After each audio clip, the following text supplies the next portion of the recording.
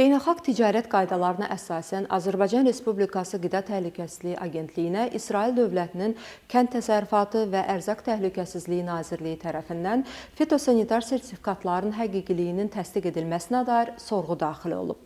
Təqdim olunan fitosanitar sertifikatlara baxış zamanı onların saxta olduğu müəyyən edilib.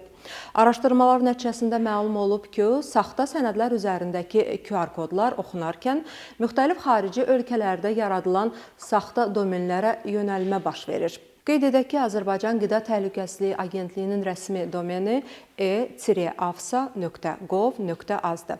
Agentlik tərəfindən təqdim olunan sertifikatlar QR kod vasitəsilə oxunarkən yalnız aktanın rəsmi domeninə yönəldilir.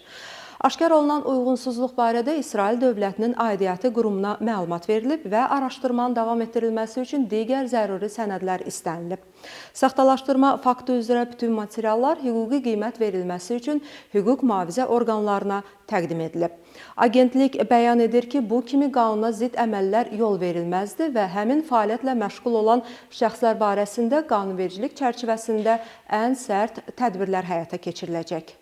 İxracla məşğul olan hüquqi və fiziki şəxslərdən, eyni zamanda təsərrüfat sahiblərindən xahiş edilir ki, agentliyin təqdim etdiyi sertifikatların QR kodunu oxutduran zaman rəsmi e-afsa.gov.az domeninin yazılmasına diqqət etsinlər.